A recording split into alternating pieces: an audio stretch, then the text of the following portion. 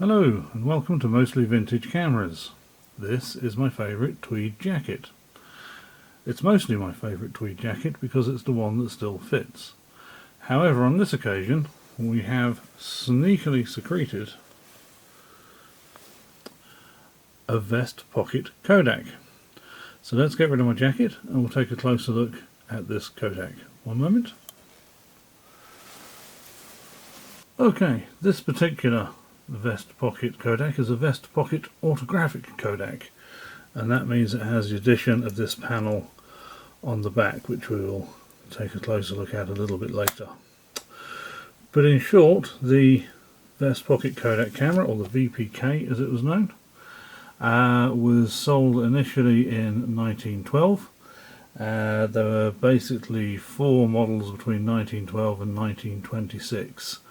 The VPK, the VPK Special, and they ran up until 1915, and then the VPK Autographic Kodak and the VP Autographic Kodak Special.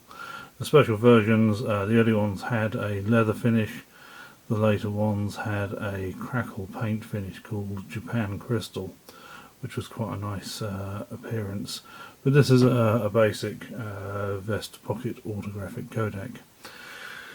So let's take a little look at this. To open the camera up, we've got two half moon tabs here, and they just pull out to reveal, I'm going to extend this little foot as well, to reveal this strut work here. So this is a self-supporting strut bellows camera. Self-supporting because there's no baseboard to support the lens and the bellows mechanism. But before we get too far into this camera, into this Kodak, let's take a look at another little guy. This is an Ensign Ensignette. Other pronunciations are available. This is also a very small, similar width, similar depth camera, and it's just a little bit taller. As you can see, it's maybe a centimetre or so taller. You might feel that the Kodak, with its rounded edges and its nice engraving, is perhaps the more sophisticated camera, and it may be that it is. There's some differences in the features. But the Ensign or Ensign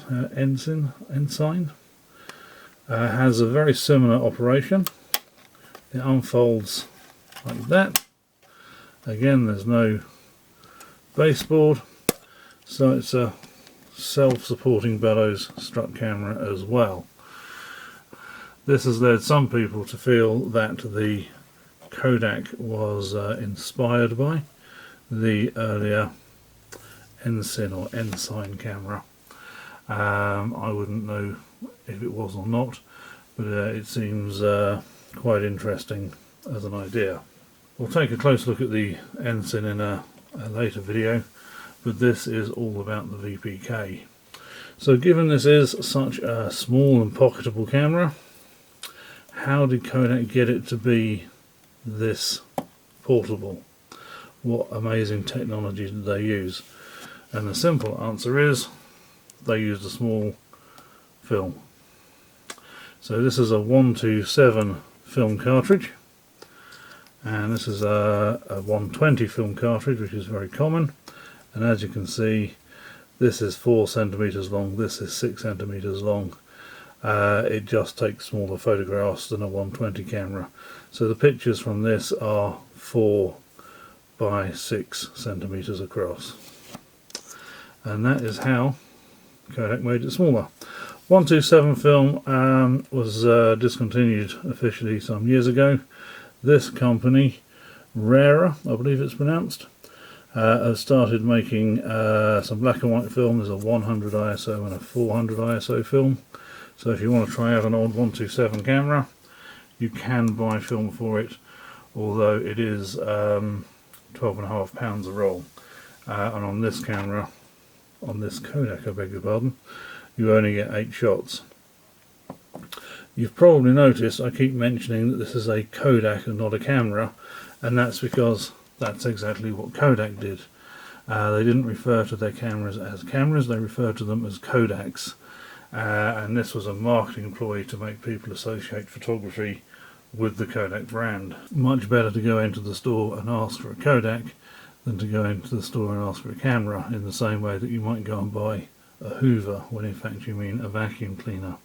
And Kodak were quite good at doing this sort of thing in much later years, of course. They coined phrases like "that's a Kodak moment" and that sort of thing. I have put a film through this Vest Pocket Autographic Kodak, and we'll look at the results a little bit later. But for now, let's look at how some of the controls function. It's a very simple camera. It's all mechanical, of course. So on the top here we have a shutter button. We have a viewfinder, and the viewfinder can move through 45 degrees. So if I'm shooting in if I'm shooting in landscape format, I'll have it in this position. And if I'm shooting in portrait format, I'll have it in this position. It's very important, if you are in the landscape position, that you remember to fold it up before you collapse the bellows, and also to put this little strut away, or else it will foul on the body of the camera. And there's a little flag here to help you do that. Now when you look at the viewfinder, there's really not much to see. I'll try and line that up with the light as best I can. So it's a kind of a cross pattern, and obviously if you're in portrait, you look at the central vertical section of the viewfinder, and if you're on landscape, you would look at the landscape section. In practice, this is quite a tricky viewfinder to use, so it's more of a guide to what you're photographing than anything else. The two things you need to operate this camera are extremely good eyesight and strong fingernails, neither of which I have. So let's see how we go about loading a film in this. On this side there's a little switch. One section says lock, one section says open.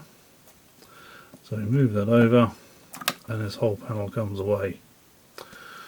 When we look at this, we can see there are two little crescent lock tabs, I suppose you call them, and there are two holes in the panel. Those two holes align with these two spigots, so when you put the panel on, those spigots poke out of those little holes in the top of the camera or the side of the camera. Now to load the film, you're going to need an empty spool and a roll of film. Of course, if you buy one of these rarer pan films and you do rewind the backing paper, this actually is just a backing paper, and we re-round it so you can see what the film would have looked like. You could, if you had a changing bag or a darkroom, unravel all of this, tape a section of 35mm film to it, and shoot on 35mm film. A lot of people do that sort of thing, and why not if that's what you want to do. I'm quite happy to support rarer because they are making the product. So you have to hook the film onto the take-up spool and then drop both the film and the take-up spool into the Kodak at the same time and align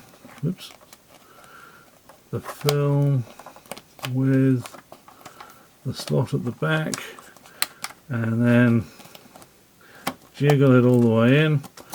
You can tell it's not an easy or a happy process. I'm going to now take that out again just to be difficult. But once you've got the film in the camera, you would wind on until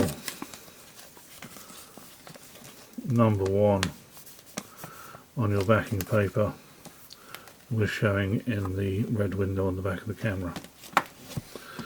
So far so good. That's film loading. Let's pop this back on here. And we'll look at the exposure control. Film winding, incidentally, is very simple with this key here. And you do need to make sure that the slot on the inside of this key lines up with the slot in the top of the film cartridge. You might be wondering why I'm referring to a roll film as a cartridge. And that's because when the Eastman Kodak Company invented roll film, and they did invent it, they felt it was sort of reminiscent of a shotgun cartridge, and so they simply call them film cartridges, whereas to our modern way of thinking, a cartridge would be something encased in plastic that drops into a camera, or indeed a Kodak. But there you go. These were known as cartridges, and these were known as Kodaks rather than rolls of film and cameras, which is all amusing enough. So let's extend the camera again and take a look at the exposure controls. They are fairly basic. So I mentioned, I think, the shutter release was at the top here. The first setting on the shutter is a 25th of a second. Now you can multiple expose your film as many times as you like, because the shutter and the wind on aren't interconnected. There's no safety lock to stop you double exposing by accident. So that's the 25th. The next one is bulb time. You press the shutter and it stays open until you release it again. The next one up is T, and T is actually quite a useful one. You press the button, the shutter stays open until you press it again. And then finally at the extreme you've got the second instantaneous shutter speed, which is a 50th. And as you might have just noticed on this camera, it doesn't like staying engaged at the 50th. It keeps defaulting to the T setting. So if you have one of these, just be aware that can be an issue. The iris is controlled from this control at the bottom here. I don't know if you can see the lens opening and closing. There were basically 4 variants of the VPK. There was the Vest Pocket Kodak, the Vest Pocket Kodak Special, and those run sale from 1912 to 1915, and then you got the Vest Pocket Autographic Kodak and the Vest Pocket Autographic Kodak Special. So as long as it wasn't difficult or complicated. As I say, we'll come back to the autographic feature a little bit later. The specials, the early ones had a leather finish, the later ones had a special crackle type paint finish called Japan Crystal, which can be quite attractive, but this is just a very basic version.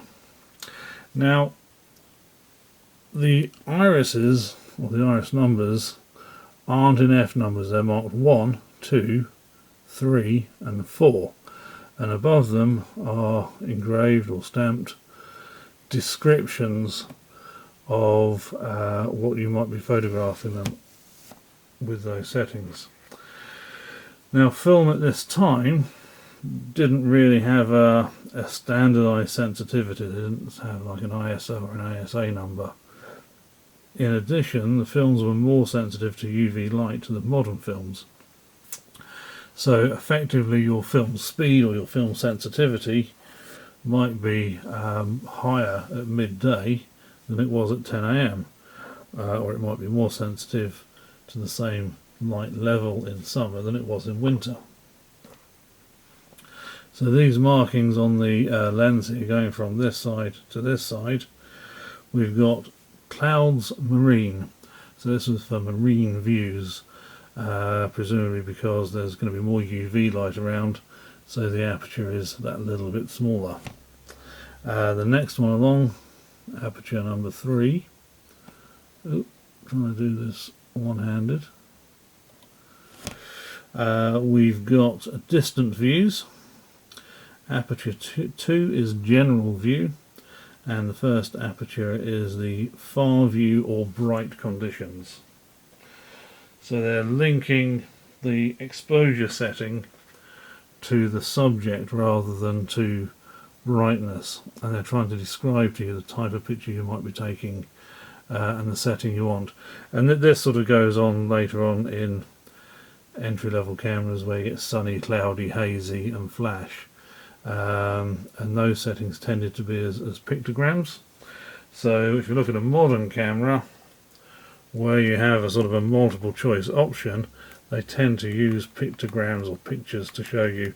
If you want to shoot a portrait, you press the portrait button, and that of course means that there's no language barrier to international sales. If you made the camera just in English or just in French, it wouldn't necessarily sell so well in other markets. This camera is just depositing a whole lot of debris across the table here, but that's okay. So Kodak do suggest in the instructions that you may be better off using a smaller aperture and the time exposure mode. They realise that you're not going to get the best results with these simple lenses at the maximum aperture. Maximum aperture is typically 7.7 on these cameras, incidentally. So what they suggest you do is set your shutter to time. I'll do it this way around. Put your hand across the lens, open the shutter, lift your hand, 3, 4, 5, put your hand back and close the shutter. And that's how they suggested you take a normal photograph using a longer shutter speed and a smaller aperture to get a better result. It's all a little bit fiddly. Worth noting there's no tripod socket on this and no cable release provision, so that was quite an interesting way of doing it. Now similarly, you can also take a flash photograph with these. So let's try and give that a go. So if I cover the lens, open the shutter, fire the flash, cover the lens and close the shutter. So I've effectively synchronized my flash by using a long shutter speed, or a slow speed sync as we might call it today. Now that was a little bit complicated in the 1910s by a lack of electronic flashing. What Kodak offered was flash paper. So if you've ever seen a magician and they sort of fiddles with something and it goes, flames and light come off, that's flash paper. And Kodak sold different sizes of flash paper for different brightnesses of flash, and in the instruction book it gave quite clear instructions as to which lens setting to use with which type of flash paper. The way Kodak described using flash paper was all you would need is a sheet of Kodak flash paper, a sheet of cardboard, ideally painted white, and a pin. And you would literally pin your flammable flash paper to your flammable cardboard and put a match to the whole thing.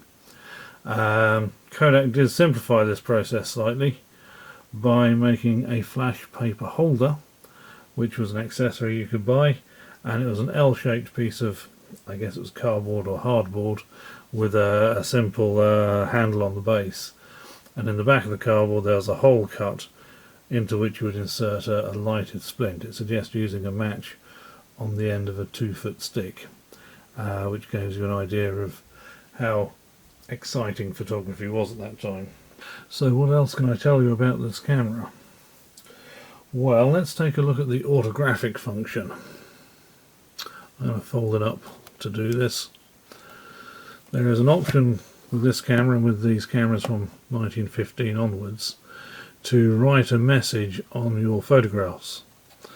So you remove this stylus, which is a pointy stick in essence. You open this door. I have seen people demonstrating this way up, which is quite uncomfortable to try and use with this short stylus. In the instruction book for the VPK, it says use it this way up. So you scratch a message into your backing paper of your film, you expose this panel to the ambient light, and Kodak in the instructions give you an indication of how many seconds to expose your message for different lighting conditions, whether it's indoor artificial lighting or a sunny day or whatever it might be, and then your photograph or your photograph will magically have whatever message it is printed on the base. Kodak didn't invent that idea or that technology. It was invented by a chap called Henry Geisman, I believe is how his name's pronounced. I might be wrong, but I apologise if I am. And the film itself is different. So with a regular film cartridge, you have the backing paper, and then you have wrapped into that or rolled into that the film. Now of course you wouldn't normally have 35mm film rolled into a 120 film cartridge. This is just to give you an idea of the two layers that form a regular film cartridge. With the autographic film there were three layers. There was the film layer, there was a tissue paper layer, and then a thinner than normal backing paper layer. And somehow by scratching a message into the thinner backing paper, it shone a message or shone the light through the tissue paper, and I guess that stopped the message being a bit blurry, diffused the light a little bit, maybe. I'm not entirely sure, to be honest. But basically the autographic films were a little more complex to manufacture. Kodak, so they didn't charge any more for the autographic cameras, and they didn't charge any more for the autographic film. And this again speaks to the sort of competition that was rampant in the marketplace. Houghton Butcher, who were the makers of Ensign cameras in the UK, they wanted to be the leaders in the photographic market, and indeed they had their own film formats. Kodak were in competition with them, and they could offer this autographic feature as an extra incentive to buy their product over the competition. George Eastman actually paid Henry Geisman $300,000 in around about between 2010 and 2015, which was an absolute king's ransom for the time. It would be millions, tens of millions perhaps, in modern money. It just shows you how keen they were to get novel technologies to offer extra features over and above what the competition offered, even though the cameras themselves might be quite simple. I should have mentioned focusing earlier. It's a fixed or pan focus camera, so it just extends and that's it. Anything over 6 feet is probably going to be reasonably sharp. Again, this is another reason why Kodak was very keen for you to use a smaller aperture and a longer shutter speed to compensate. There were a few variants within those 4 basic models I mentioned earlier. There were a few variants. Some of the cameras had different lenses, different shutters. The most sought after one was one of the very late ones, which had a Zeiss Tessa, which was an f4.9 lens, a very fast lens, which also had a focusing facility and was supplied with an 8-speed shutter. So by the time you're getting around to 1926, you're getting really quite a competent, basically a medium format camera with a good range of exposure and focus control. So that's pretty cool. There's something we probably should talk about, and that is the Vest Pocket Kodak as being the camera of the First World War. Obviously in 1914 the First World War started, and Kodak heavily, and some might say cynically, advertised the VPK as the soldier's camera. And the advert read something along the lines of, "Our brave boys aren't afraid of bullets, they're afraid of monotony, and you can help your brave souls going off to fight deal with that by giving them the gift of a Vest Pocket Kodak to record their adventures with." Words to that effect. Giving Kodak the benefit of the doubt, at the start of the war it wasn't really understood quite what the circumstances were going to be. Generally speaking, my understanding is service personnel that had these cameras would scratch their name into the paintwork of the camera or into the flap of the case. And let me see if I can grab a case. Here we go. This is the case that came with mine. It's a little bit sorry for itself, but that's understandable. It's 105 years old, 106 years old. So camera just slides in, and sometimes you'll see the name of the original owner written in the flap of the case. As this doesn't have that, I'm assuming this was a civilian used one. Anyway, those are the controls of the camera, something about the way the film works. Let's take a look at some photographs. It's worth thinking in terms of what this would have been like in 1912 or even 1923. There was no television. The first television broadcast was WGY television in America in 1928.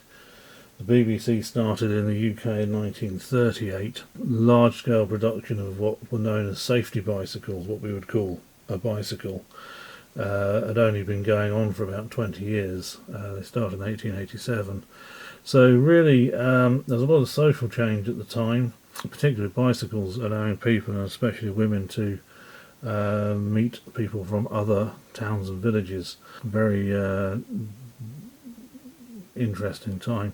But entertainment-wise, you could go to the cinema, but it wasn't like having a multiplex. These days you can see a different film, well, not this week perhaps, but in recent times you could see a different film every day of the week if you wanted to. At this time there would be, maybe one different film a month or something like that.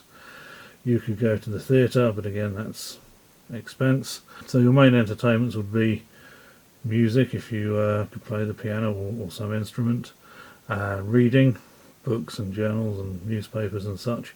So the idea that you could have photographs of your family and your house, and if you're lucky enough to travel to the next town or go on a Thomas Cook excursion, of your trip to somewhere else, and you could put these in an album and look at them on a Sunday afternoon, look at them with the neighbours. It's hard to know quite what difference having a camera would be. These cameras initially in 1912 were $6, and they rose steadily over time to $10, and film was 20 cents a roll. So they weren't cheap. It would be a similar sort of expense to buying a television in a modern household. If you really wanted one, you could probably afford one, but you wouldn't go out of your way to buy one. Which actually takes me back to a point I wanted to make about this being the First World War camera. If we remember our earlier friend the Ensignet, if you'd bought one of these in 1909 or 1910, you would have bought it with a view to using it for a number of years. And I don't have any information about it, but I would imagine if you already had one of these and you were going off to theatre, you might well take the camera you had rather than going out and spending a bunch of money, perhaps a day's wage, on a new camera. But Kodak undeniably sold a whole bunch of these. The year before war broke out in the UK they sold 5,500. 2014 that shot up to I think 28,500 in total. Globally they sold the best part of 2 million cameras. Sorry, 2 million Kodaks. So it really was a common camera. The British War Office, of course, banned the use of, or indeed banned the possession of private cameras in theatre, as they were concerned that photographs would give away troop movements and other secrets to the enemy. The fact is, of course, it wasn't just British troops that had the cameras, and the British War Office didn't have any say over other nations, and it's not clear that the prohibition was that carefully enforced, let's say. So anyway, these are the photographs that I took. They've come out, which is good. Some interesting features of these photographs. So the first thing is the distance between the frames. This is a very narrow gap on this one. This is a very wide gap. So obviously as I was winding the film on, I wasn't paying enough attention to the numbers in the window, and obviously didn't wind quite enough on one and overwound on another. What I didn't do, I'm pleased to say, is double expose any of the photographs. So here we see a churchyard or a graveyard. We've got severe fogging along one side, and I think that's to do with the fact that this panel